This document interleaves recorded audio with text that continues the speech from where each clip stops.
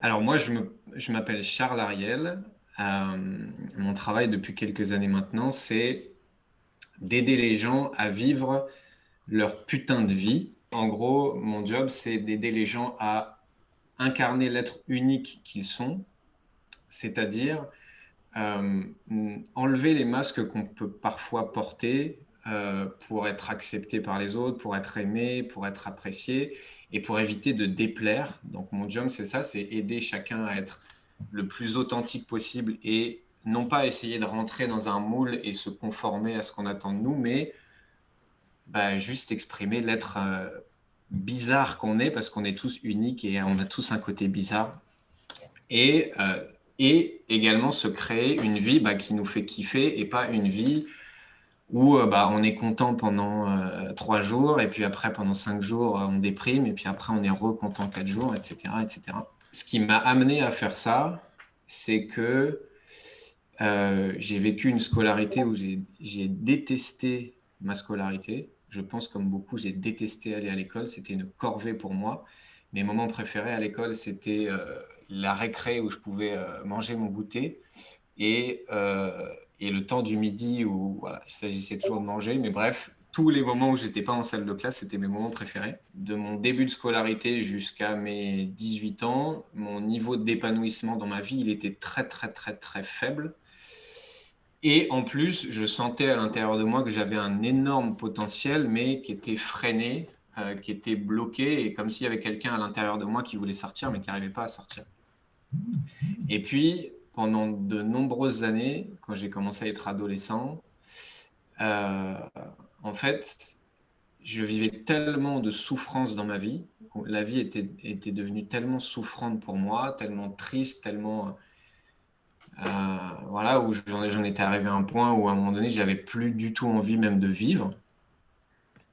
Et, euh, et du coup, bah, c'est passé par plein de stratégies pour essayer d'aller mieux. Et à cette époque-là, en fait, j'attendais que l'extérieur me rende épanoui. C'est-à-dire, je ne sais pas si vous connaissez le film Truman Show. Moi, j'adore ce film. C'est un film avec Jim Carrey.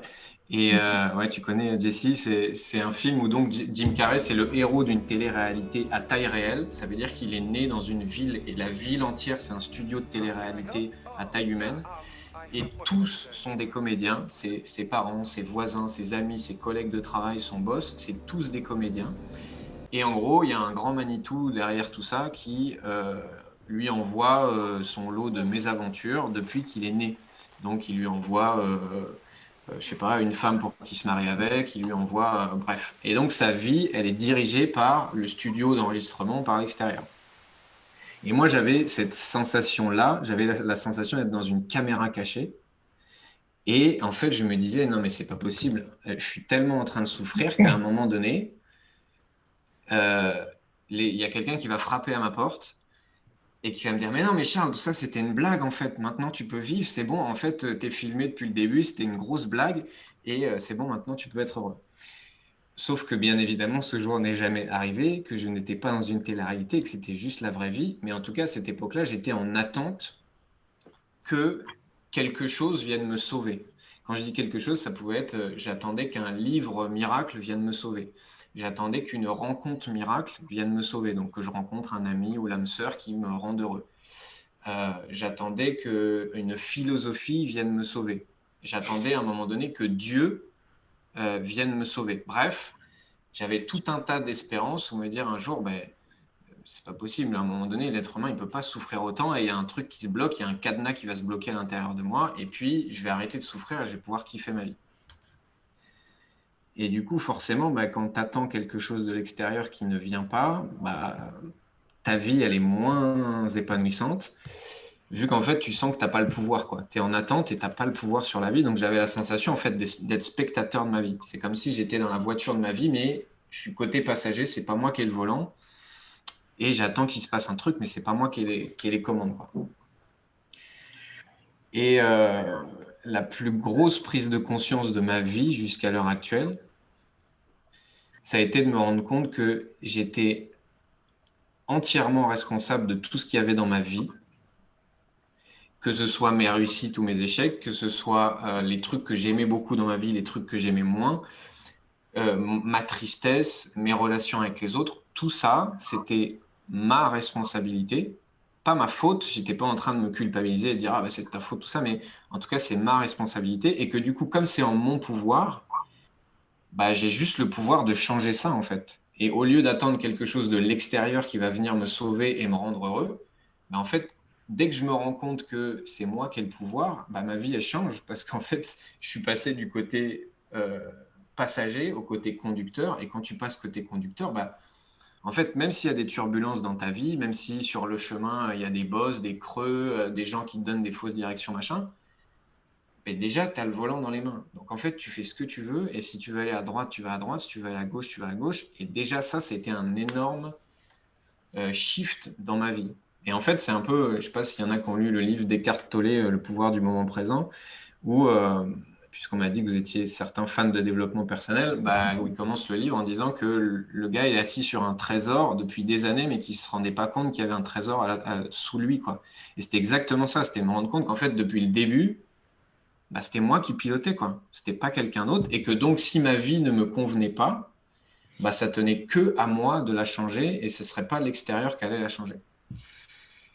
Et du coup, après ces 25 années de souffrance, parce que moi, j'ai pas fait les choses à moitié, c'était vraiment 25 années à bien morfler, à me battre contre moi-même. Le but, c'est pas que je fasse pleurer dans les chaumières, parce que tout le monde a eu ses souffrances, mais je le dis juste pour peut-être montrer à certains que peu importe ce que tu as connu, en fait, on s'en fout. J'ai connu l'alcool, j'ai connu l'hôpital psychiatrique, j'ai connu noyé dans mon travail comme un fou, j'ai connu l'ennui, la solitude, la tristesse, bref. Et tout ça, ça fait une de mes plus grandes forces aujourd'hui parce que bah, c'est ce qui me motive aujourd'hui à rendre les autres, à aider les autres à être épanouis, à se créer leur vie. C'est que comme moi, je l'ai vécu, bah, en fait, j'ai juste envie d'aider les gens à vivre ça. Donc ça, c'était la première partie, on va dire, de mon chemin. Et une fois que j'ai eu cette prise de conscience-là, mon obsession, ça a été je veux trouver qu'est-ce qui rend un être humain épanoui, mais pas épanoui de moi, qu'est-ce qui rend un être humain épanoui de manière durable. C'est-à-dire pas un truc où tu as besoin tous les jours d'une technique ou d'une vidéo de motivation ou de manger de la vitamine C pour être au top, enfin être au top, être bien et être épanoui dans ta vie, mais qu'est-ce qui fait qu'un être humain, il va être épanoui et pas épanoui? Est-ce que c'est le succès? Est-ce que c'est l'intelligence? Est-ce que c'est... Bref, comment tu fais pour aider quelqu'un à se transformer?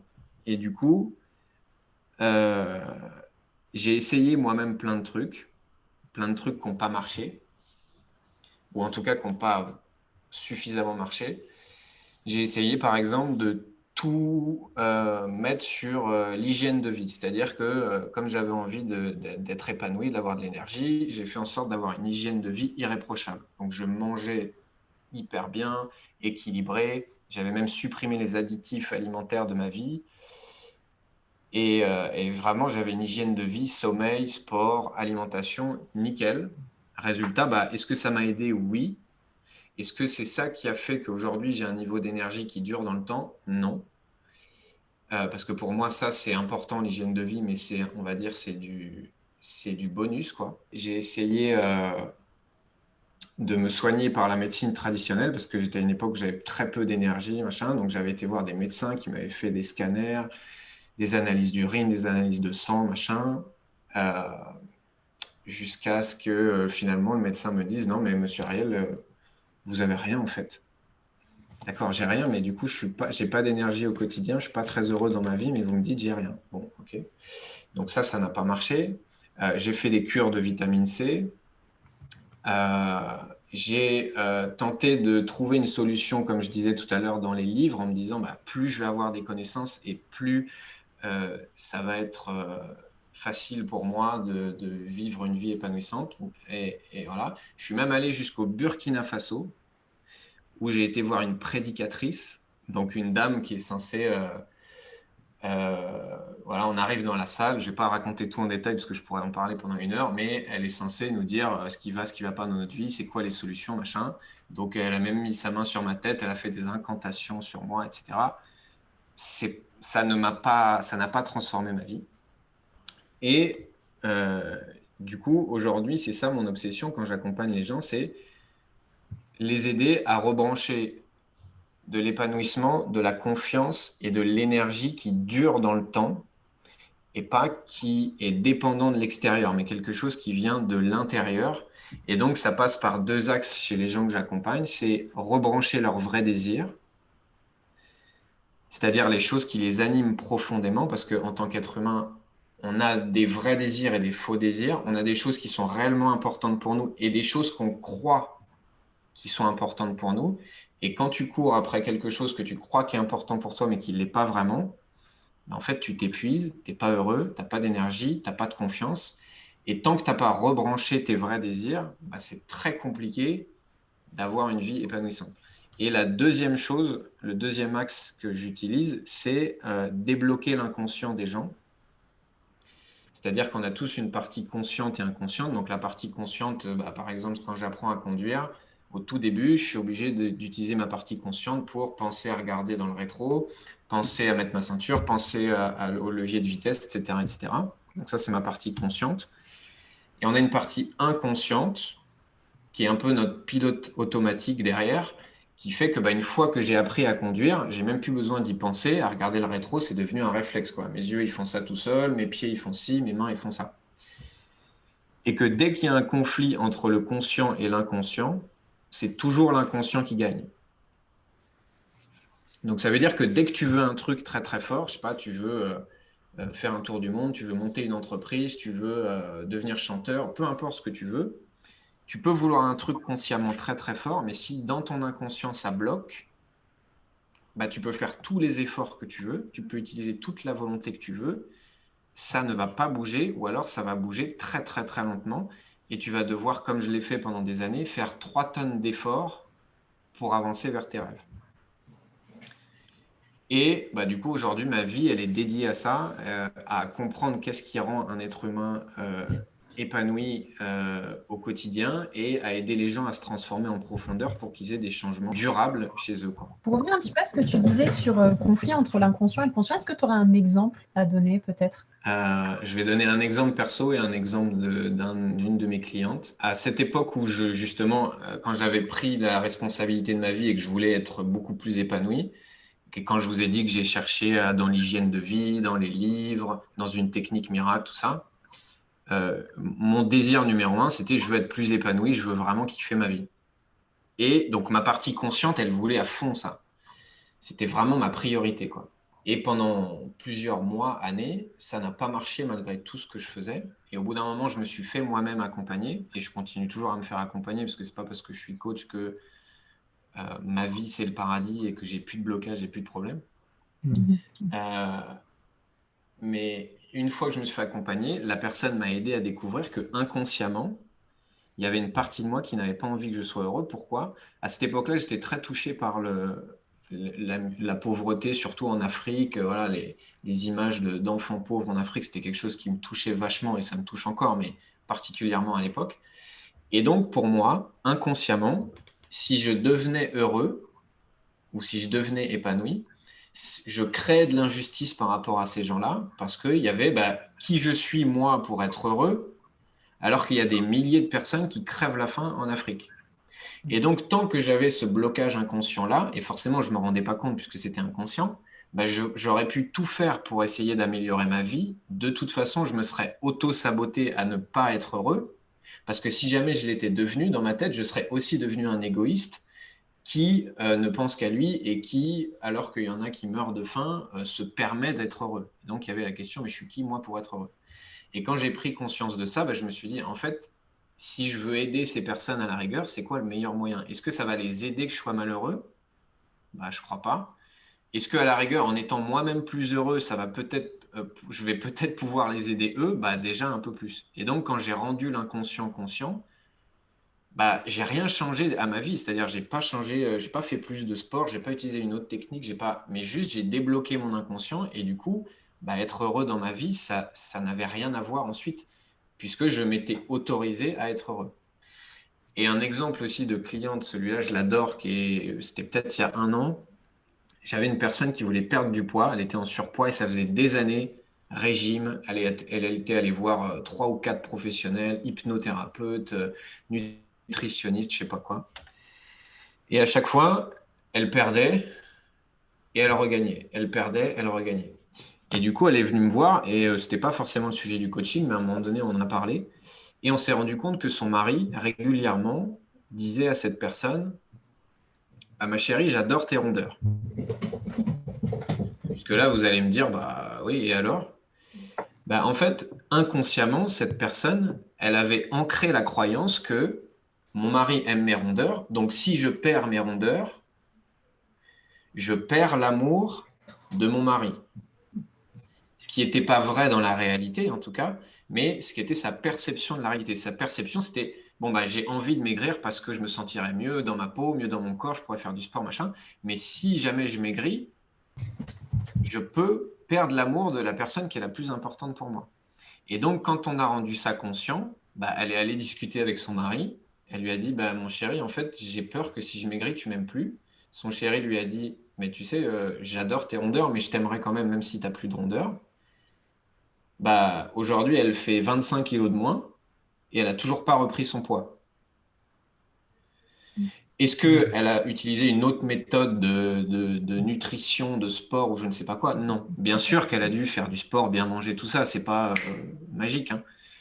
Mais elle n'a pas fait des choses différentes d'avant, c'est juste qu'elle a débloqué son inconscient et donc, bah, voilà, ça a changé les choses, quoi. Charles, du coup, est-ce que parfois il y a uniquement la prise de conscience qui libère ça, ou parfois tu te rends compte qu'effectivement il y a eu des croyances qui se sont ancrées et puis que tu vas faire prendre conscience à la personne de ces croyances-là qui la limitent, et quand la prise de conscience n'est pas suffisante? Soit c'est un problème d'inconscient, c'est-à-dire j'ai une croyance limitante, j'ai un mindset qui me limite, j'ai un blocage inconscient. Pour moi, ça, c'est 80% du temps. 80% du temps, pour moi, ce qui bloque un être humain, c'est ça. 20% du temps, c'est tout simplement une question de conscience, c'est-à-dire de passage à l'action, de stratégie, de manque de connaissances. Voilà, si on commence à croire qu'il suffit de débloquer l'inconscient, que et ça y est, ça devient un miracle, non, c'est faux. Des fois, j'avais une cliente hier, euh, elle était en train de se créer des blocages inconscients et croire qu'elle avait des blocages inconscients, alors qu'en fait, pas du tout. C'est juste que si tu passes pas à l'action, il se passe rien dans ta vie, quoi. Donc la personne, typiquement, elle voulait trouver sa voie professionnelle, sauf que si à un moment donné, elle est juste sur son canapé à réfléchir quelle serait ma voie professionnelle et qu'elle ne tente pas des choses, tiens, je vais faire telle formation, je vais tenter tel métier, je vais faire ça, il se passe rien. Donc pour moi, 80% du temps, c'est blocage inconscient, 20% du temps, passage à l'action, stratégie, manque de connaissances, manque d'expérience, etc. Voir les deux, bien sûr, c'est pas forcément l'un ou l'autre. Concernant l'accompagnement aux personnes que l'on connaît bien, c'est-à-dire notre famille, nos amis proches, voire nous-mêmes. Je vois déjà que ton sourire, il en dit beaucoup. C'est quoi ton point de vue là-dessus? La question, c'est est-ce que je pense qu'on peut accompagner quelqu'un de proche, c'est ça?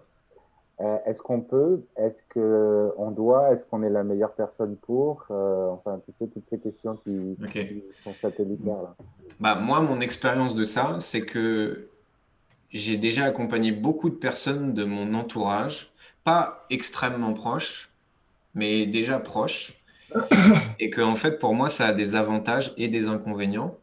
L'inconvénient, c'est que quand tu as déjà une relation, on va dire, personnelle qui est créée, du coup, c'est plus dur de différencier les deux d'une relation de accompagné-accompagnant que d'une relation, je sais pas, frère-sœur, ami, voilà.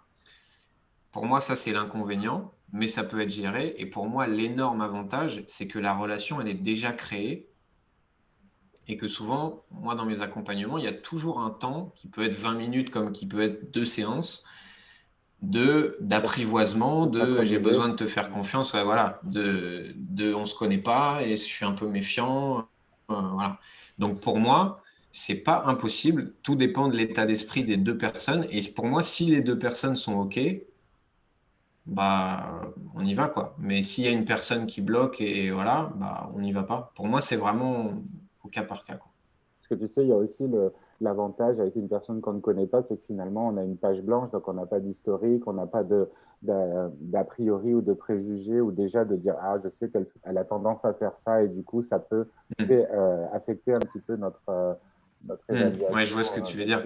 Mais après, moi, j'ai tellement été formé à ne pas projeter, être en posture neutre et ne pas faire comme si je connaissais la personne et que je connaissais son problème, machin, que ça va paraître prétentieux, mais du coup, je suis tellement formé à ça que ma page blanche, elle l'est quasiment à chaque fois dès le début, même si je connais la personne, quoi. Oui, tu es dissocié quoi qu'il arrive, quoi. Ouais. Bon, je te dis ça, mais si je fais ça avec ma compagne, je pourrais pas, par exemple. D'accord. Ça, ce serait impossible pour moi. Quand ce serait vraiment proche comme ça, je sais que je pourrais pas. Ok. Et est-ce que sur toi, tu arrives aussi à travailler? Ah bah tout le temps parce que pour moi, ma capacité à aider les gens à se transformer, elle est directement en lien avec ma capacité à me transformer moi. Et que si je me transforme pas, je peux pas aider les autres à se transformer, quoi. Pour moi, c'est juste impossible. Et ce truc de dire, bah ouais, je vous aide vous, mais moi je m'aide pas et j'ai pas besoin. Je sais pas pour qui ça marche, mais en tout cas, moi, ça marche pas. Et qu'en fait, plus je m'aide moi et plus je me transforme, meilleur je suis en tant qu'accompagnant, même si je fais pas une formation d'accompagnant en plus, quoi. Du coup, tu disais que toi, ton truc, c'était de faire tomber les masques des gens. C'est dans le sens où quand tu vas être en coaching, comment est-ce que tu fais pour, quand les gens se rendent compte du masque qu'ils sont en train de porter, comment est-ce que tu fais pour un petit peu, pas faire passer ça en douceur, parce qu'ils se sont tellement protégés derrière leur ego, en fait, pendant un laps de temps, que bah, parfois se rendre compte qu'on joue un rôle, ça peut être gros pour la personne, puisqu'en fait, elle conscientise quelque chose. Du coup, comment toi, tu fais la transition entre la vraie personne et le masque qu'elle porte? Bah, en fait, la plupart du temps, comme mon but quand j'accompagne quelqu'un, c'est de faire émerger des prises de conscience chez lui, je vais jamais lui dire, enfin, je vais rarement lui dire, ah, tu vois, là, tu as un masque, ou là, tu vois, t'es pas toi. Et mon but, c'est qu'elle en prenne conscience par elle-même. Et du coup, quand tu en prends conscience par toi-même, bah, c'est beaucoup plus doux et il n'y a pas ton ego qui dit, ah, mais il est qui, c'est qui, lui, pour me dire que j'ai un masque, machin, puisque c'est toi-même qui prends conscience de ça. Donc, t'as pas le fait d'être accusé par l'extérieur. Donc, en fait, c'est ça. Et, et après, ça m'arrive aussi de dire ce que je ressens, mais tu vois, je le dis toujours avec, pas des pincettes, mais je dis, est-ce que je peux te dire ce que je vois? Ah bah tiens, je vois ça. Est-ce que ça te parle ou pas?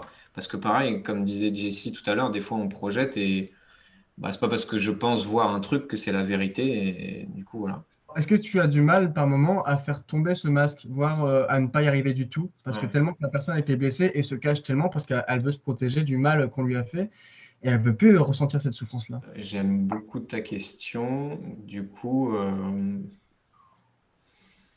bah, en fait, je pense que il y a des moments pour faire tomber des masques. Je pense qu'on a tous des couches, tu vois. On a tous comme un Mhm. oignon, on a des couches de masques et que tu peux pas enlever tout d'un coup et que c'est pas ah bah à partir de demain, je suis 100% authentique. J'ai mis des masques toute ma vie, mais demain, allez, open bar, j'enlève tout, 100% naturel et spontané en toutes circonstances. Je pense qu'en fait, c'est comme des couches d'un oignon. Et je pense que si la personne n'est pas prête à enlever le masque, juste c'est OK, quoi.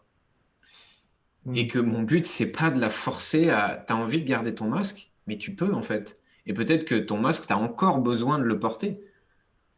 Parce que, Mhm. comme tu dis, des fois, les masques, ça protège. Et moi, j'ai pas la prétention, par exemple, de ne plus porter de masque. Ça m'arrive encore de porter des masques, tu vois. Parce que, bah, à certains moments, j'en ai besoin.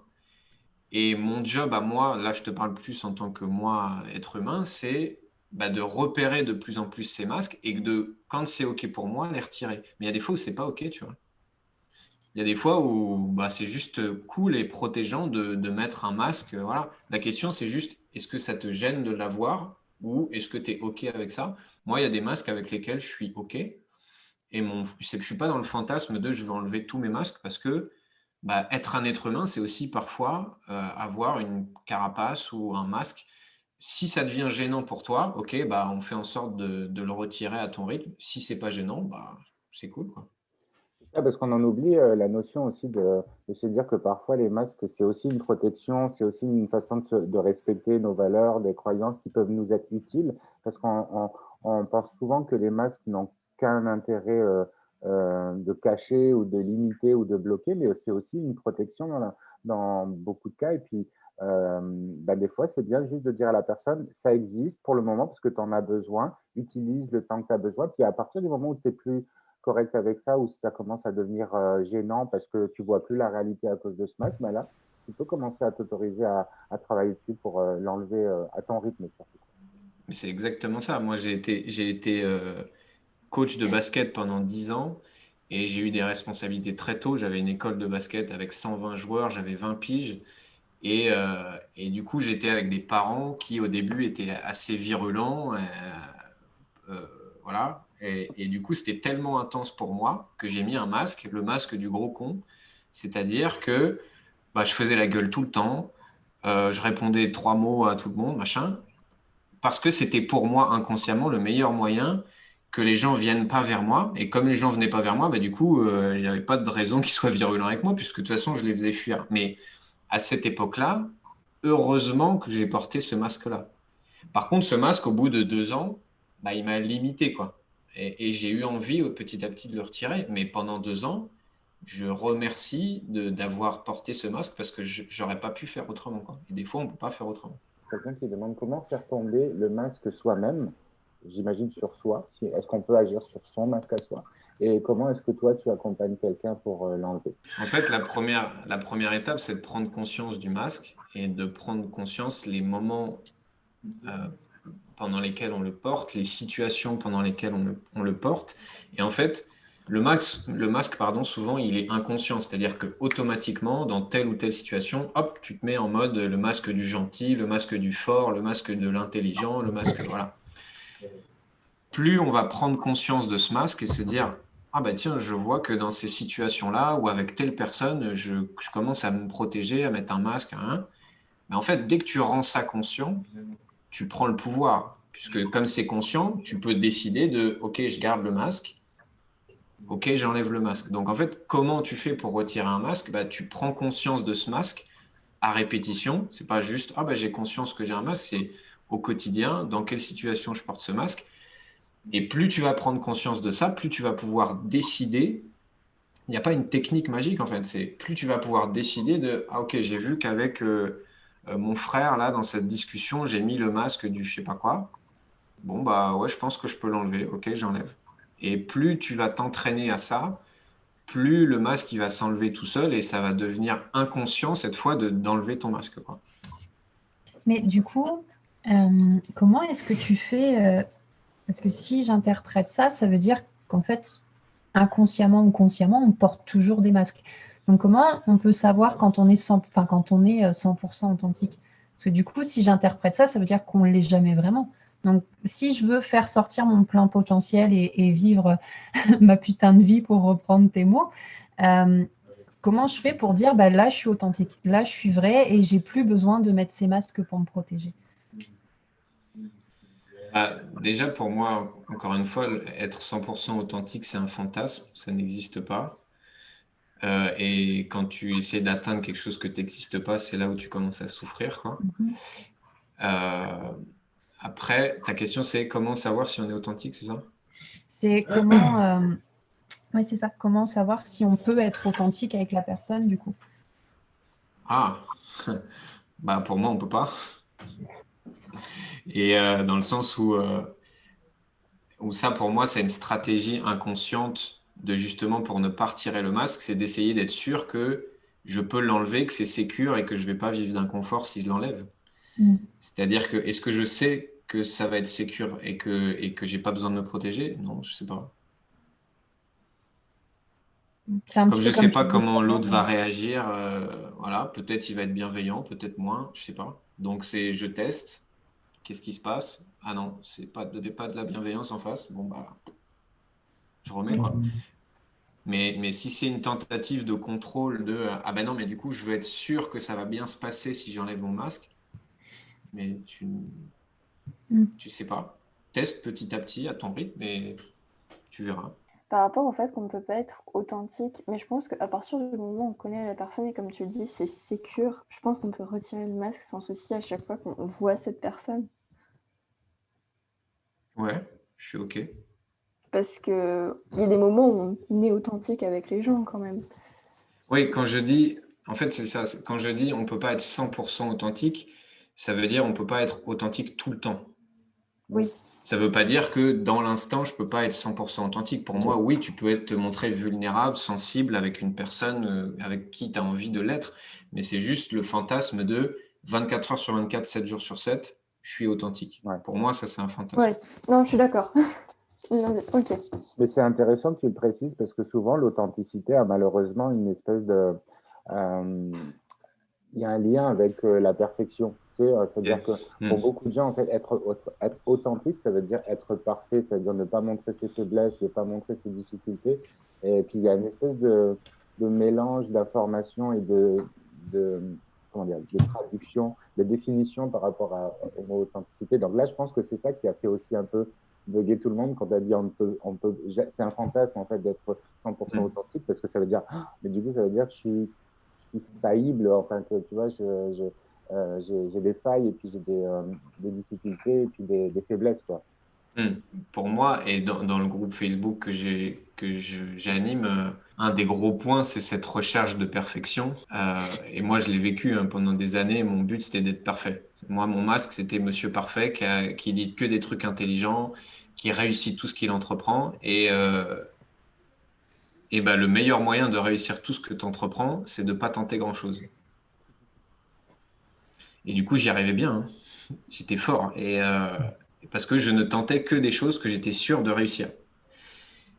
Et donc, bah, ton ego, il est reboosté, quoi. Parce que tu te dis, putain, je suis fort.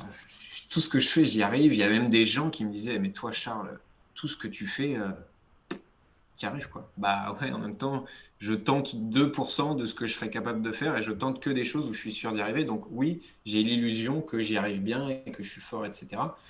La réalité, c'est que comme je voulais être parfait, et pour moi, une des plus grosses croyances limitantes que j'ai eues sur moi, c'est que mon père, quand j'étais petit, il me répétait souvent, il me regardait dans les yeux comme ça, il me prenait, il me disait, Charles, tu sais, t'es vraiment un petit garçon extraordinaire. Et donc, ça, c'est facile à adhérer comme croyance, tu vois. À la rigueur, on te dit t'es naze, bon, tu peux repousser cette croyance, mais quand on te dit t'es extraordinaire, ah ouais, je te crois, quoi. Mais du coup, quand tu commences à croire que t'es extraordinaire, bah, extraordinaire, ça veut dire quoi? Ça veut dire que t'as pas besoin de travailler, t'as pas besoin d'apprendre des choses, t'as pas besoin de faire des efforts, tu dois réussir tout. Et donc, bah, le meilleur moyen que j'ai trouvé pour faire ça, c'est de pas trop tenter des choses et d'être dans cette recherche de perfection pour continuer à adhérer à cette croyance, je suis extraordinaire.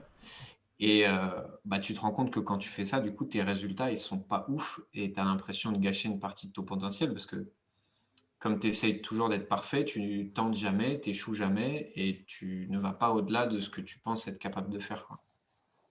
Mais Pardon, vas-y, Maïs, je t'en prie. Mais du coup, en fait, en général, certains de nos masques, ce sont les gens qui nous entourent, qui nous en mettent, et du coup, nous sommes obligés de les porter. Est-ce que tu es obligé de te sentir obligé de les porter? Bah, étant donné que tout le monde nous dit telle ou telle chose, par exemple, ah, t'es extraordinaire, on va se sentir obligé d'être extraordinaire pour répondre à leurs attentes. C'est exactement ça, c'est-à-dire qu'il y a des personnes, des comportements, des événements en fait qui ont ancré ça en toi, c'est-à-dire que tu dois pour faire plaisir à, pour respecter la parole d'eux, pour parfois par amour, oui, c'est ça. Tu fais ça par amour pour satisfaire en fait le besoin des autres, effectivement. C'est ce que Charles vient de raconter par rapport à son papa, enfin, si j'avais bien compris. Mais après, il y a aussi des masques de société. Ah, mais, bien sûr. Comme par exemple, je sais pas, moi, quand tu es en situation de travail, tu vas pas te comporter pareil que quand tu te comportes avec tes amis ou te comporter de manière vulnérable. En fait, pour moi déjà, est-ce que tu es obligé? Non. Par exemple, tu vois, de plus en plus, moi, je vais pas dire que quand je coach quelqu'un, j'ai pas de masque, mais de plus en plus, je m'autorise à être moi-même. C'est-à-dire que avant, je jouais au coach, quoi. Un coach, je portais le masque du coach, ça doit être neutre, être tout le temps bienveillant, poser les bonnes questions, machin. De plus en plus, je m'autorise à être moi-même. Et être moi-même, ça veut dire parfois je rigole en séance, parfois je fais des blagues à ma cliente ou à mon client, parfois machin. Et que donc pour moi, pour te répondre, tu n'es pas forcément obligé, même si tu travailles. Bon, après, tu me diras, ça dépend du travail que tu fais. Moi, je suis à mon compte, donc si j'étais dans une boîte, ce serait différent. Mais ensuite, encore une fois, pour moi, c'est pas mal de porter des masques, tu vois. Et que c'est OK de se dire, quand je vais au travail, je porte tel masque. Quand je suis père de famille, je porte le costume de père de famille. Quand je suis en train de faire du sport, je porte le costume du sportif. Tu vois, pour moi, c'est pas un défaut forcément ou un problème de porter un masque ou un costume, quoi. Oui, mais du coup, pour les masques problématiques, tels que... moi, je sais que j'avais une fille dans ma classe en troisième qui m'appelait Miss Parfaite. Et moi, du coup, pendant toute mon année de troisième, j'essayais d'être parfaite à ses yeux. Et en fait, ça me bouffait plus mon énergie qu'autre chose. Parce qu'en fait, je voulais pas décevoir cette fille parce que c'est une fille que j'aimais beaucoup. C'était une amie que j'aimais énormément. Et du coup, là, de mettre ce masque dessus alors que c'était pas mon intention à la base, ça devenait problématique pour moi parce que ça me bouffait mon énergie en fait. Donc c'est surtout par rapport à ça ma question. Et du coup, tu en as fait quoi de ce masque? Étant donné que j'ai déménagé, j'ai changé. J'ai déménagé après ma troisième, donc... Ok. Moi, ce que j'entends dans ta question, en fait, c'est que la majorité des gens, et je fais partie de ceux-là, on est addict, on est accro au fait de plaire. C'est-à-dire qu'on fait de la pâte à modeler avec soi-même pour pouvoir être accepté par les autres ou pour pouvoir plaire aux autres. Et ça, comme tu dis, c'est épuisant d'être toujours en train de s'adapter ou plutôt de se suradapter. Ah, tu veux? Mais moi, j'étais un champion du monde de ça. En gros, à l'intérieur de moi, ça donnait ça. Tu veux que je sois comment? Ah, comme ça? Ok, je vais être comme ça. Et donc, j'adaptais mes pensées, mes comportements, mes émotions, mes machins à la personne. Et ça, comme tu dis, c'est épuisant. Et donc, soit tu continues à être dans ton addiction à plaire aux autres, et c'est OK, ou soit tu te dis, je quitte cette addiction-là, mais le prix à payer, et ça, tu ne peux pas y couper, le prix à payer, c'est tu vas déplaire. Mais c'est un prix à côté duquel tu ne peux pas passer. C'est-à-dire dans la seconde où tu décides d'être toi, dans la seconde qui suit, tu déplais automatiquement. Pourquoi? Parce qu'en tant qu'être humain, tu vas attirer des gens et repousser des gens. Et du coup, soit tu essayes de plaire, et dans ce cas-là, tu vas pas trop attirer, pas trop repousser.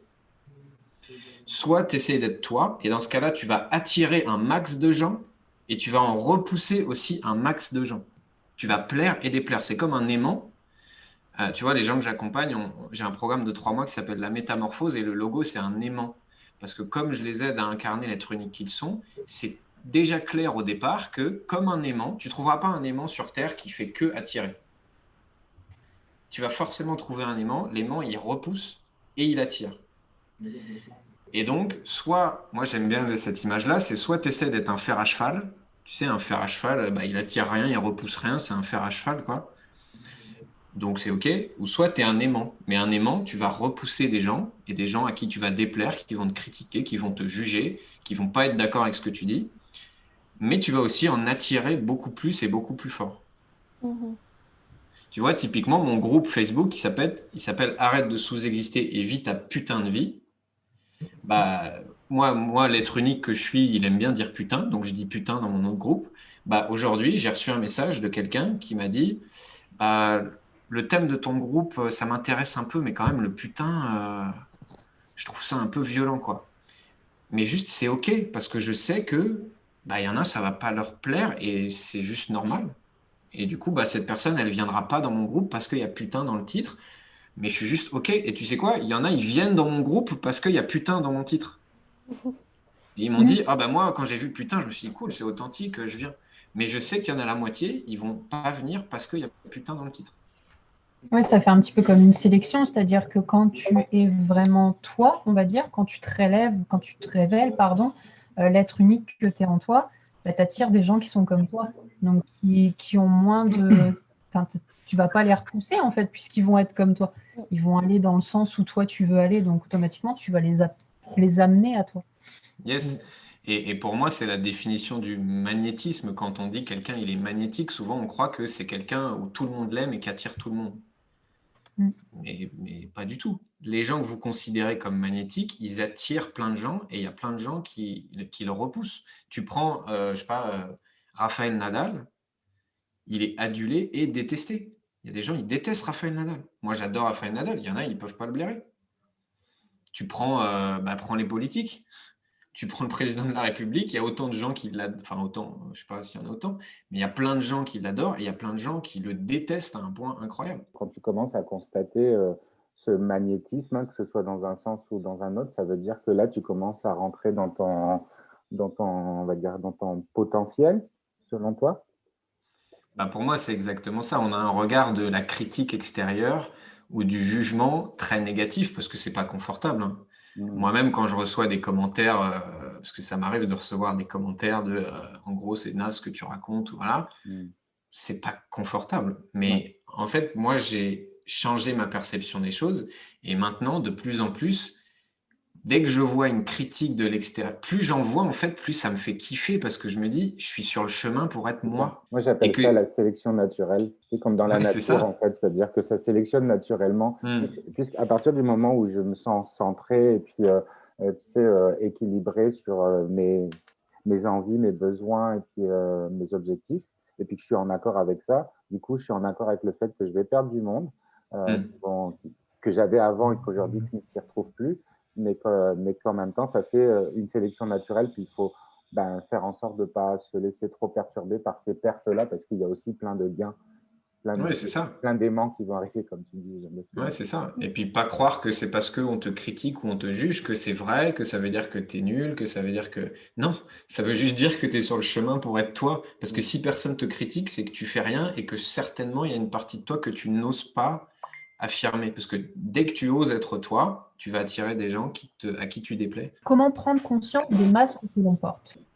Vous avez 2 heures. Ouais, c'est un peu ça. Rédaction, copie double, 2 heures. Est-ce que c'est quand ça commence à devenir douloureux pour les autres et pour soi-même que là, on peut commencer à se dire, bon, celui-là qui m'a servi pendant un moment, qui a été utile pendant un moment, aujourd'hui, il devient un peu... Pour moi, c'est ça. C'est à partir du moment où ça devient gênant, c'est là que tu commences à te rendre compte que tu portes un masque. Mais si c'est pas gênant pour toi, il n'y a pas de nécessité à prendre conscience d'un masque. Il n'y a pas besoin de s'inventer des soucis. Et que pour moi, si ça devient souffrant, gênant, là, tu vas pouvoir prendre conscience de ton masque, quoi. Dis-moi, moi j'ai une question. Quand est-ce que ton masque te limite? Vous avez 4 heures. J'ai envie de dire quand tu penses qu'il te limite. C'est-à-dire, mais encore. Parce que c'est vague, là. C'est vague. Non, en fait, il n'y a que toi qui sais si ça te limite ou pas. C'est-à-dire que moi, je ne peux pas savoir si ça te limite. Je pense La que question c'est Ouais. dans le sens, tout à l'heure, tu disais, au bout de 2 ans, je me suis rendu compte que le masque du vieux con me limitait. Qu'est-ce que tu entendais par là? C'est ça? Je me suis rendu compte de tous les inconvénients que ça avait de porter ce masque-là et que du coup, je me sentais un peu seul parce que personne venait vers moi vu que j'avais le masque du je souris jamais, machin, que le message passait moins bien auprès de mes joueurs, que voilà, c'était la prise de conscience de tous les inconvénients que ça avait qui a fait que j'ai pris conscience de ça et que j'ai voulu le retirer petit à petit, quoi. On n'est pas timide, on est juste gêné de parler, je pense. Oui, mais là, c'est intéressant. Vous écouter, c'est plus intéressant. C'est intéressant ce que tu viens de dire, c'est qu'on a peur de dire quelque chose de travers. Tu sais, ça, Charles, c'est un truc qu'on entend tout le temps. Quand on fait des rencontres avec des intervenants, avec que ce soit des psys, des coachs, quoi que ce soit, souvent, ça revient. Les gens qui sont là, ils écoutent, ils apprécient beaucoup, ils prennent des notes, ils apprennent et tout. Mais il y a souvent ce truc-là qui revient, c'est-à-dire j'ai peur de prendre la parole parce que j'ai peur de dire une bêtise. Qu'est-ce que tu peux dire, Charles, pour pour libérer un petit peu ça, comme ça, ton point de vue là-dessus. Est-ce que je peux y aller Ah oui. Ouais. Ah oui, oui. Ok. À coup de tête, vas-y. Ok. Bah, en fait, pour moi, ce que j'entends derrière, il vient la notion de confiance en soi. C'est-à-dire, bah, si j'ai confiance en moi, je vais oser prendre la parole, je vais oser dire des trucs, je vais oser passer à l'action. Et si j'ai pas confiance en moi, je vais pas le faire.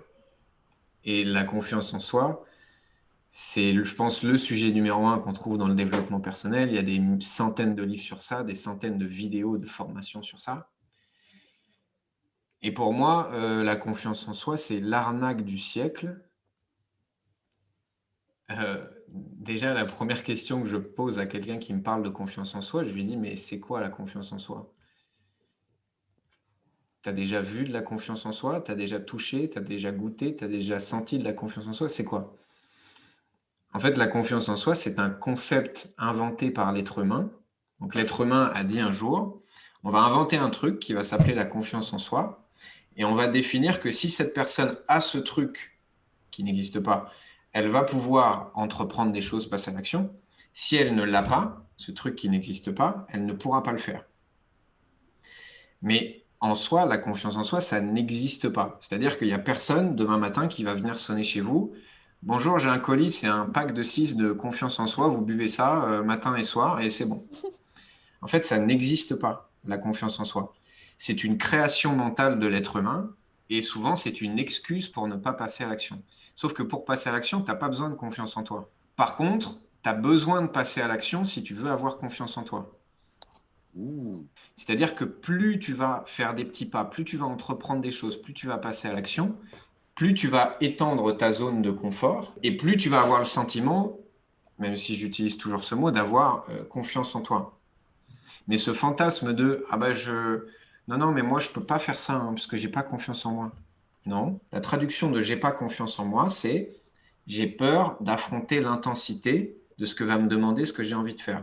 La question c'est est-ce que tu affrontes cette intensité ou est-ce que tu ne l'affrontes pas? Et dans les deux cas, c'est OK. Dès que tu remplaces confiance en soi par courage, ta vie, elle change. Arrête d'essayer d'avoir confiance en toi, ça sert à rien. Tu n'as pas besoin de confiance en toi pour passer à l'action, tu as besoin d'oser. Et ton problème, c'est pas de manquer de confiance en toi. Ton problème, c'est de croire que c'est un problème de manquer de confiance en soi et donc de ne pas passer à l'action à cause de ça. Waouh, ok. Je la Wow. refais. Ton problème, c'est pas de ne pas avoir confiance en toi. Ton problème, c'est de croire que c'est un problème de ne pas avoir confiance en toi et donc de ne pas passer à l'action à cause de ça. Donc, ne cherchez pas à avoir confiance en vous, on s'en fout, ça sert à rien la confiance en soi. Cherchez juste à oser. Le fait de désactiver ça en disant que finalement la confiance en soi, c'est le passage à l'action, ça enlève toute la charge émotionnelle qu'il y a. Oui, mais du coup, pour avoir confiance en soi, il faut que je me libère de ça, il faut que je sois comme ça, il faut que je me calme là-dessus, il faut que j'ai ça, et puis il faut que j'ai ça. Alors du coup, il y a plein de choses à régler, alors que si finalement la confiance en soi, on le transforme, comme tu dis, en courage et puis en passage à l'action, c'est juste un pas, c'est un mouvement. Quoi. Pour le coup, on est vraiment dans le mouvement. C'est-à-dire qu'on n'est plus dans l'émotionnel, dans le psychologique, dans tout ça. On est dans le mouvement. C'est-à-dire on prend son téléphone, on passe sur coup de fil. Là, et puis là, c'est réglé. Et surtout, ce qui est intéressant, c'est que pour moi, la confiance en soi, c'était vraiment en rapport avec nos capacités à faire des choses. La différence avec l'estime de soi, par exemple, la valeur qu'on donne à qui on est. Et du coup, c'était un peu le serpent qui se mord la queue, quoi. C'est-à-dire que c'était à l'envers. C'est-à-dire qu'il faut avoir des capacités pour faire des choses, pour avoir de la confiance en soi. Et finalement, si on n'a pas, on reste bloqué. Alors que là, le fait, pour moi, ce que je comprends dans ce que tu viens de dire, le fait d'avoir rajouté la notion d'action, eh ben, moi, ça va me permettre, en tout cas, à m'aider, aider les autres à dépasser ça en enlevant surtout cette espèce de chape lourde qu'il y a sur la confiance en soi, que je comprends bien, que je viens de tilter, qu'effectivement, c'est nous qui nous sommes installés cette espèce de croyance de façon universelle, là, comme quoi il faut ça, et puis si on n'a pas ça, on n'y arrive pas. Et c'est le résultat de ce qu'on voit partout. Comme tu dis, c'est le sujet principal du développement personnel parce que ça s'est bien ancré dans la société, quoi. Mais bien sûr, et puis tu as des gens qui font des années d'accompagnement pour essayer d'avoir confiance en eux, qui testent telle ou telle méthode, qui lisent tel ou tel livre, mais tout ça, et c'est pas un jugement, c'est une fuite pour éviter de vivre l'intensité que nécessite le passage à l'action. Parce que tant que tu es en train de cogiter, de te dire, ah oui, mais pourquoi j'ai pas confiance en Ouais. moi, mais comment je pourrais faire machin, l'intensité, tu la vis pas puisque tu es dans ta tête. Donc c'est super, c'est confortable, j'ai pas besoin de passer à l'action, puisque de toute façon, j'ai ma carte Joker, c'est comme un Joker quand tu joues aux cartes. Joker, j'ai pas confiance en moi. Ouais, c'est ça. Non, Moi, je l'ai compris comme, si, comme un grand 8, par exemple, à Astérix, quand tu veux faire un grand 8, il faut se lancer et après, bah, tu n'as plus peur de le refaire parce que tu l'as fait. Et ça y est, tu as eu ta dose de peur et bah, tu l'as franchi le cap. Yes, c'est ça. Ou peut-être pas, t'as plus peur, mais en tout cas, t'as moins peur la deuxième fois que tu le fais, et encore moins la troisième, et encore moins la quatrième, ça c'est clair. soyons uniquement dans l'action, c'est-à-dire passons à l'acte en fait tout simplement et puis sans vraiment réfléchir quoi. Faisons ce tour de manège et puis voyons après quoi. C'est ce que je comprends hein. Moi je trouve ça motivant du coup. Du coup, Marie, moi je veux bien que tu me reposes ta question, parce que justement, j'aime bien les gens qui doutent un peu. En fait, je pense que moi, je dois être une bonne équipe de basketteurs dans ma tête, avec tous des problématiques différentes, avec un éclairage différent, ce qui fait que euh, j'ai un masque que je mets, par exemple, au travail tous les jours où, par exemple, je peux donner l'image que j'ai une confiance en moi puissance 1000, c'est-à-dire qu'il n'y a aucune situation qui me démonte. Euh, Marie en mode tout terrain, sur toute situation, je sais que je vais gérer, il n'y a aucun souci. Mais par contre, dans la vie privée, avec les amis, dans les relations amoureuses, dans les autres objectifs que j'entreprends, bah, il y a ces 3000 questions que je ne me pose pas sur mon lieu professionnel et dire que chaque jour, il y a des nouvelles choses. C'est perturbant d'avoir autant confiance en soi dans certains sujets et aussi peu de courage pour avoir confiance en soi, finalement, ailleurs. Ok. Parce Bah, que au travail, je monte dans le grand 8 10 fois de suite, quoi. Mais dans ma vie privée, je ne veux pas monter dans le grand 8 ok. sur certains Bah, points. pour moi, il y a deux choses. La première, c'est que il y a une confiance en soi qui est conditionnelle et qui dépend de l'expérience, et que donc concrètement, tu peux avoir hyper confiance en toi pour jouer au basket ou pour faire la cuisine ou pour chanter, et puis pas du tout avoir confiance en toi pour t'occuper d'un nouveau-né ou pour je sais pas quoi.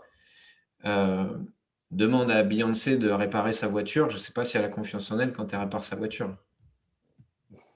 Par contre, sur scène, devant 10 000 personnes, je peux te dire qu'elle envoie du bois. Par contre, si tu lui demandes de réparer sa voiture, je pense que son niveau de confiance en elle sera vraiment différent. Parce que bah, c'est juste OK qu'il y a des domaines dans notre vie où on a une confiance qui est là, puis d'autres domaines où elle est là, puis d'autres domaines où elle est là. Donc pour moi, ça, c'est la première chose. Et la deuxième chose, c'est que ton niveau de confiance en toi, il est directement en lien avec tes vrais désirs, ce dont je parlais au début du live. C'est-à-dire qu'à partir du moment où tu vas être dans tes vrais désirs, c'est-à-dire les choses qui sont les plus importantes pour toi, tes priorités intrinsèques, ton niveau de confiance en toi va faire ça. Et à partir du moment où tu vas être à côté de tes vrais désirs, ton niveau de confiance en toi, bah, il va faire ça. Typiquement, moi, ma première conférence que j'ai faite, c'était sur les croyances. Mon niveau de confiance en moi, même si je l'avais jamais fait, tu vois, et je dis pas que j'avais pas peur du tout, hein, t'inquiète pas, je stressais, mais mon niveau de confiance en moi était assez élevé et au bout de 2 minutes, j'étais déjà parti, quoi. Tu m'aurais demandé de faire la même conférence devant le même nombre de personnes sur la reproduction des loutres, je ne sais pas où. Mon niveau de confiance en moi, même si j'avais connu mon sujet, hein, même si j'ai été formé à ça, même si voilà, il aurait été 10 fois différent parce que ça ne fait pas partie de mes vrais désirs, la reproduction des loutres. Par contre, apprendre et enseigner sur le fonctionnement de l'être humain, ça fait partie de mes vrais désirs. Du coup, mon niveau de confiance en moi, automatiquement, sans que j'ai besoin de rien faire, il est beaucoup plus élevé. Mais par exemple, dans le cadre de mon travail, souvent, je donne énormément de conseils sur énormément de sujets et j'ai aucun frein. Normalement, il y a des choses qui sortent de mon rôle d'aide-soignante, en fait, et je les passe complètement naturellement et tout est bien reçu, en fait. Et puis même au niveau des infirmières et de plus haut, c'est bien reçu parce que c'est censé, il n'y a pas de souci. Mais par contre, dans un autre cadre, eh ben, je vais être beaucoup plus sur la retenue. Et ça, je ne comprends pas parce que finalement, c'est la même chose. Je ne sais pas si tu vois ce que je veux dire. Ouais, si je donne un conseil d'alimentation pour du diabète, par exemple, à mon travail, je le fais, pas de souci. Et en dehors du travail, eh ben, ces conseils, ils sont un peu plus moins appuyés, on va dire. Et c'est un problème pour toi? Oui. C'est quoi qui te pose problème? Je sais pas, c'est peut-être mes doutes déjà.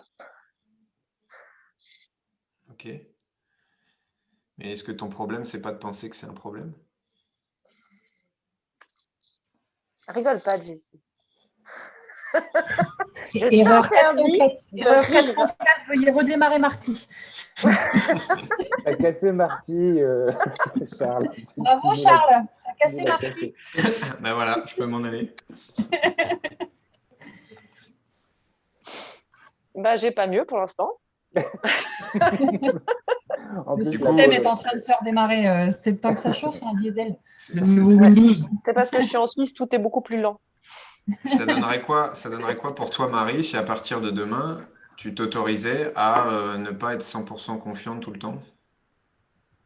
Si je m'autorisais à ne pas être 100% confiante. On me l'avait jamais posé cette question. On n'arrête pas de dire ça serait quoi si demain tu avais 100% confiance en toi. Et ça me paraît toujours abstrait. Mais ça, c'est pas la question hein, que tu viens de te poser. Ouais, je sais, c'est l'inverse. Et du coup, toi, ton but, c'est quoi? C'est d'être 100% confiante tout le temps? Bah, non, parce qu'accessoirement, le fait de me tromper ou dire des choses pas adaptées, c'est possible et puis c'est plus qu'humain. Donc, la marge d'erreur, elle est toujours possible. Hein. Donc, ça peut toucher un petit peu ma confiance en moi. Donc, Le du de coup, se c'est cool que tromper. tu n'aies pas tout le temps confiance en toi, non? Ouais, ça, oui. Bah oui. Ah. J'aime pas quand je dis des choses comme ça que je pense pas, mais ça sort de moi. Quand mon corps parle pour moi. Ouais, c'est ça. Ouais, ça me fait rire parce que c'est comme si c'est des contraires en fait. Ça résonne bien, mais en fait j'ai une croyance, je pense, c'est une croyance limitante qui est très très ancrée en moi. Laquelle? Le fait de ne pas être entendu, même si je peux aider, le fait d'être invisible. Et je sais que je sais prendre de la place, je sais que je peux avoir cette étiquette de personne qui a énormément confiance en elle. Je sais que... Du coup, tu veux bien porter ton masque tout le temps pour que ça marche bien, quoi. C'est pour ça que tout à l'heure, j'ai dit c'est facile. Parce que le masque, j'ai bien envie de l'enlever, de le remettre, en mettre un autre. Ok. Mais du coup, ça donnerait quoi si un peu plus à partir de demain, tu t'autorisais à des fois enlever le masque de la personne 100% confiante? Hum.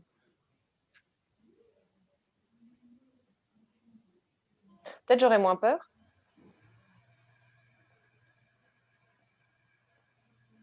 Ok. Du coup, ça t'aiderait, tu penses? D'avoir moins peur, oui, ça pourrait m'aider. Je suis même pas convaincue, c'est marrant.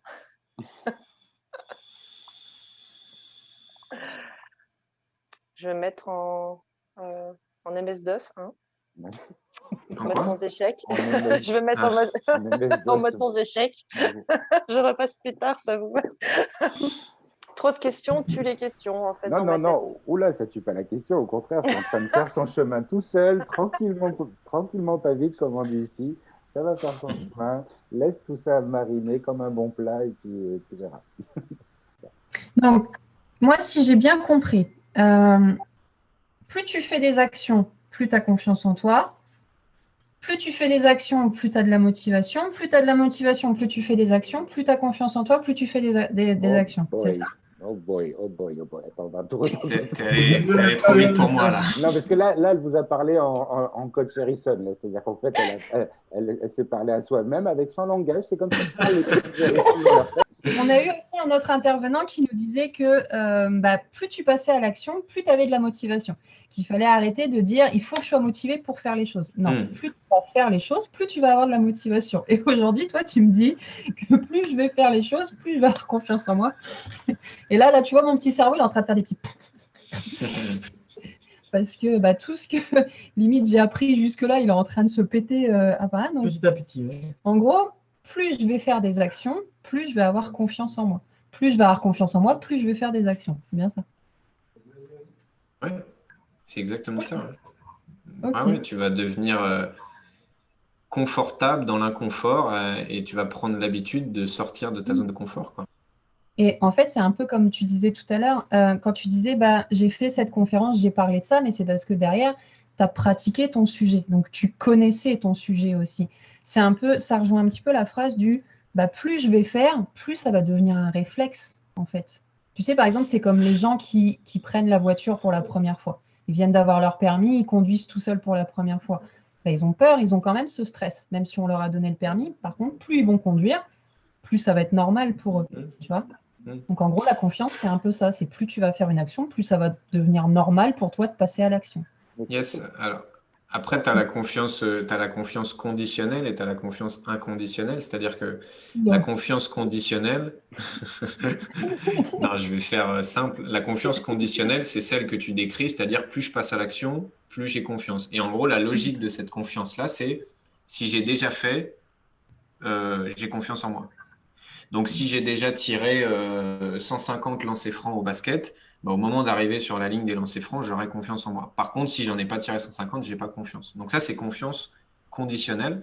Et après, tu as la confiance inconditionnelle, qui est la grosse confiance, qui est, même si j'ai jamais fait, j'ai confiance en ma capacité à gérer l'imprévu et l'inconnu. C'est-à-dire que je n'ai jamais fait mon shoot au basket, mais j'ai confiance en ma capacité à réagir quoi qu'il arrive, que je marque, que je me foire, qu'il y ait des gens qui se moquent de moi dans les tribunes, que j'ai confiance en ma capacité à gérer cet inconnu-là. Et du coup, ça veut dire que même si tu n'as jamais fait, tu as un niveau de confiance en toi qui est quand même assez élevé. Pour moi, plus tu avais confiance en toi, plus tu passais à l'action. D'accord, oui. Okay. Et plus tu étais motivé, plus tu passais à l'action. Mais ces dernières semaines, j'ai l'impression que j'attire à moi que des gens qui me disent l'inverse. donc, du coup, mais je trouve ça très intéressant parce que ça veut dire que on est on n'est jamais sûr de rien là, mais c'est intéressant d'avoir plusieurs points de vue, je trouve, là-dessus, et de dire, tiens, tu sais quoi, essaye de faire ça, essaye de passer à l'action pour avoir confiance en toi. Et oui, je trouve que c'est quand on parle à des personnes et qu'on leur dit, mais il faut que tu aies confiance en toi et qu'ils nous regardent en mode, ouais, c'est un peu facile à dire ce que tu es en train de me dire là, de voir cet angle-là différent et de pouvoir leur dire, regarde, si tu fais ça, tu vas avoir confiance. Je trouve ça vraiment très, très intéressant. Et je te remercie d'ailleurs de nous avoir donné ton point de vue là-dessus parce que moi, je trouve ça vraiment sûr, intéressant sous cet angle. Il y a cette fameuse phrase, non, mais aie confiance en toi. Ouais. Et du coup, je fais comment? Tu me dis aie confiance en moi, mais tu as une méthode, tu as des étapes ou qu'est-ce que je fais de ça? C'est comme quand les gens te disent faut que tu sois heureux. Ok, c'est gentil, mais comment je fais? Tu vois. Donc non, c'est vraiment intéressant vu sous cet angle. J'aime beaucoup. Yes. Merci beaucoup, en tout cas, Charles. Merci beaucoup. Pour moi, c'était un vrai plaisir. Alors du coup, j'ai fait venir un petit peu Lohan parce qu'il m'a demandé encore 5 minutes d'écran. Alors du coup, je lui ai dit je veux bien, mais à une condition, c'est que tu viennes un petit peu dire ce que toi tu penses. Toi, va pas, il n'y en a qu'un seul écouteur. Non, tu me remets mieux, sinon je tombais. C'est quoi pour toi, Lohan, avoir confiance en soi? Et comment on fait pour avoir plus confiance en soi? Par exemple, si tu dis, si tu as par exemple t'as peur du vide et que tu vas sur un pont, faut pas que tu te dises je vais pas y arriver, j'ai peur, ce sera pas dès que je suis comme ça, mais si tu dis, je vais y arriver, ça doit pas être compliqué, et que tu dis tous les trucs positifs qu'il y a à faire ça, tu peux y arriver, mais il y a des gens, ils n'arrivent pas à dépasser cette limite, parce que tu as une limite pour certaines personnes, et il y a des gens qui n'arrivent pas à la dépasser, pour eux, comment dire? C'est bien ce que tu dis. Continue. C'est Bravo. pas possible si je suis comme ça, c'est que je serai toujours comme ça, je vais pas réussir à traverser le pont, je vais avoir trop peur. Donc il fait demi-tour. Mais si tu dis que je vais y arriver, ça doit pas être compliqué, c'est pas ça qui va me l'empêcher, bah ça, ce sera facile de le faire. Tu lui dis que tu vas y arriver. Bam, drop the mic. Magnifique, merci. C'est Loane, c'est ça? Ouais, Loane. Est-ce que la confiance en toi est réelle ou c'est juste un masque du coup qu'on a appris à porter? Pour moi, comme j'ai dit au début, pour moi, c'est une création mentale, c'est un concept qui n'existe pas. Ça, c'est une chose. Après, tu peux facilement porter le masque de la personne qui a 100% confiance en elle, de la personne indestructible, que rien ne touche, que rien de machin. Et ça, typiquement, c'est un masque, le truc de non, mais moi, en toutes circonstances, j'ai 100% confiance en moi. Tout ça, c'est une superbe stratégie pour éviter de montrer sa vulnérabilité, pour éviter de montrer ses failles, pour éviter de montrer ses émotions inconfortables. Porter le masque du j'ai 100% confiance en moi tout le temps et je suis le mec ou la nana hyper fort en toutes circonstances, ça te protège de te montrer vulnérable à l'extérieur. 2 minutes avant de cliquer sur rejoindre le Zoom, est-ce que j'avais confiance en moi? Non. J'étais pas comme ça derrière mon ordi non plus. Mais est-ce que j'avais une petite intensité émotionnelle? Oui. Et du coup, soit je me disais ah mais non, j'ai pas confiance, je peux pas cliquer. Soit je me disais bon j'ai de l'intensité, j'y vais quand même. Et comme l'action tue la peur, ça marche mieux comme ça, quoi. Exactement. L'action tue la peur. C'est bon ça. Mais pour moi, c'est plutôt courageux de poser une question et d'oser montrer que je ne sais pas. Et il vaut mieux paraître stupide une seconde et poser une question que être stupide toute sa vie et ne pas poser de questions.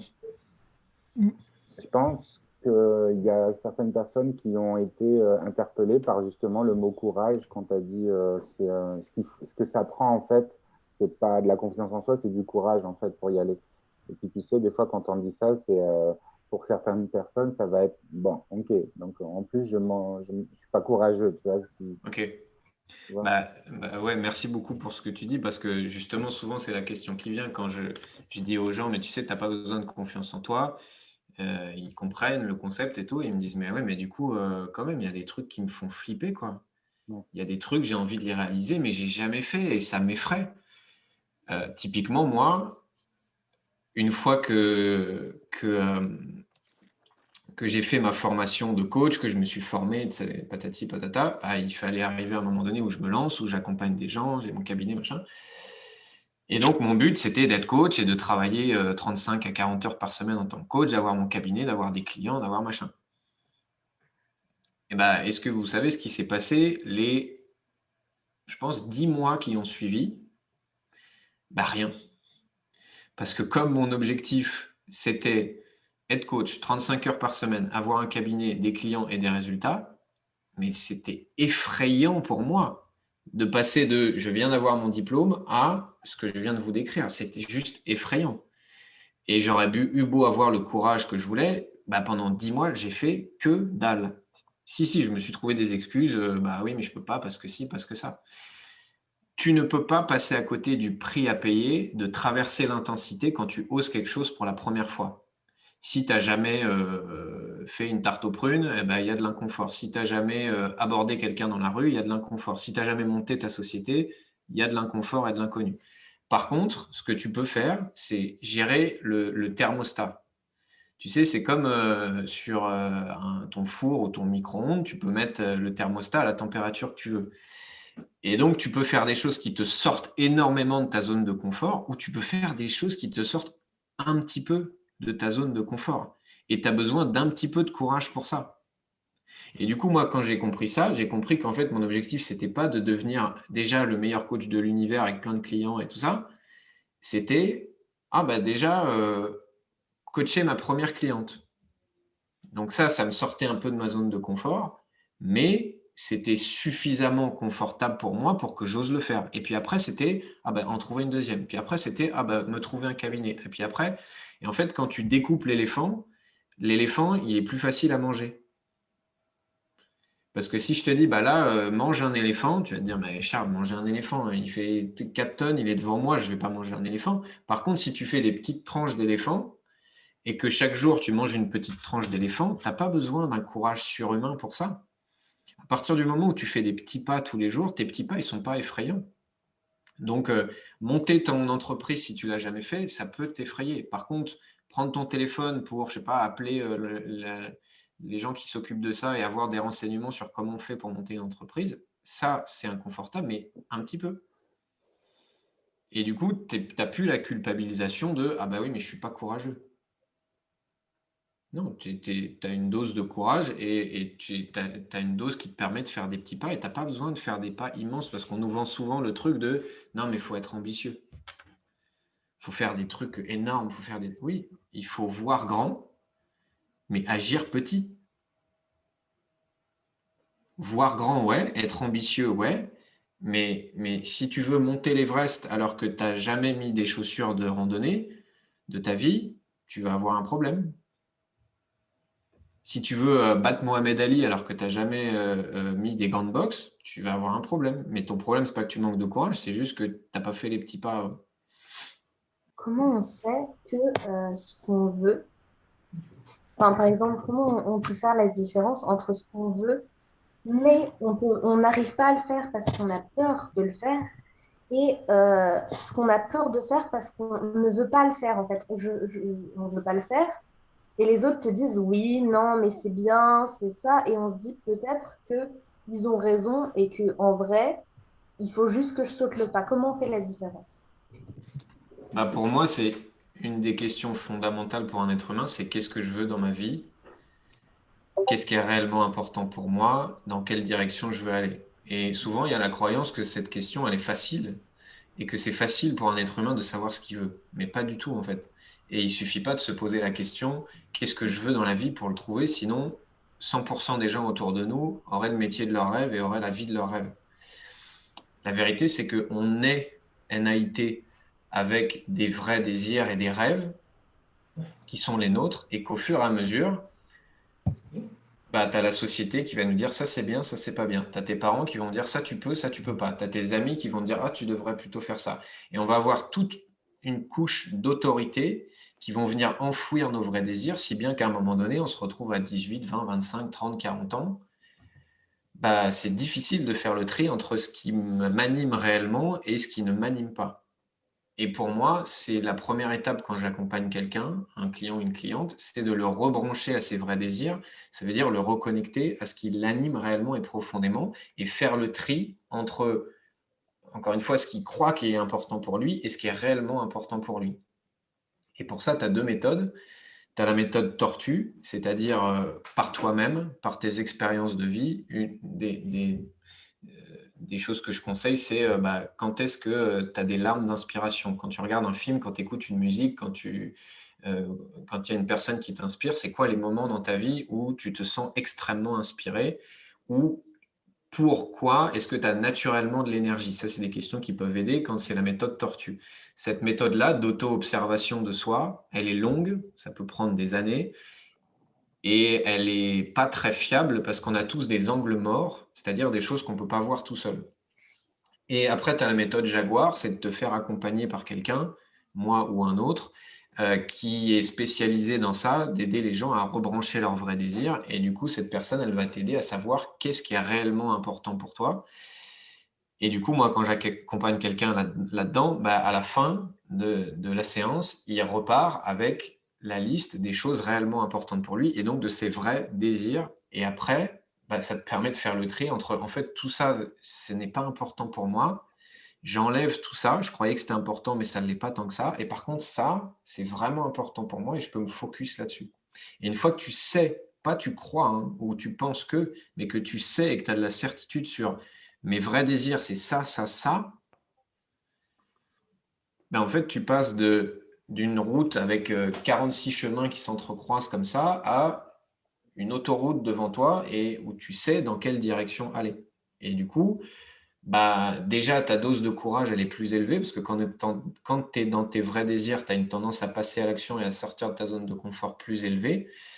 Et du coup, même quand il y a un peu de peur, bah, si tu découpes l'éléphant, comme je disais tout à l'heure, bah, en fait, tu passes à l'action de manière beaucoup plus fluide. Souvent, tu vois, il y a la croyance que, encore une fois, il suffit de se poser la question pour savoir ce qu'on veut et c'est quoi nos vrais désirs. Mais juste non, en fait, c'est dur parce qu'on a les couches, encore une fois, de la société et de tout ça qui nous ont fait enfouir certains désirs parce qu'ils n'étaient pas socialement acceptables, parce qu'on nous a dit que ce n'était pas possible, etc., etc.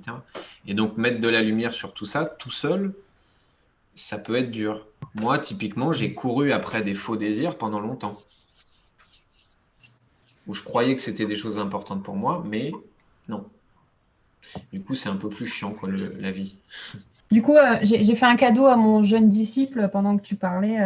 Charles, je lui ai offert ça.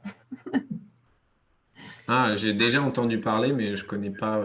C'est assez forcément. sympa. C'est assez sympa en plus pour les jeunes parce que c'est un livre qui fait que ta vie est comme un jeu vidéo. C'est-à-dire que tu crées la personne, enfin, tu crées ton personnage et puis au fil des pages, tu vas apprendre justement à passer à l'action pour sortir de ta zone de confort. Donc, fais-en bon usage, jeune Padawan. Jeune Padawan, mais donc voilà. Non, en tout cas, merci pour ce super live. Moi, j'ai encore 15 000 questions dans ma tête là qui me disent mais du coup. Donc, je vais y répondre après. Par moi-même. Merci pour ta gentillesse, Charles. Et puis, ben, c'est ça. Ben, si c'est OK pour tout le monde, ben, on va mettre fin. Ouais, merci à la beaucoup, rencontre. c'était très sympa et puis très simple à écouter en fait, c'est ça qui est très agréable. Ouais. C'est- Nicolas, c'est Très Merci, digeste. Nicolas. Ça passe et puis après, 2 heures après, on va tous être en mode attends, il a dit quoi? Exactement. Merci beaucoup. écoute, bonne soirée à toi, Charles. Encore merci pour tout. On se dit à très bientôt sur les réseaux. Ça marche. Puis, très bonne soirée à toi. Ça marche. Merci à vous trois. Merci À bientôt. beaucoup, Charles. À bientôt. Salut, Jessie. Allez.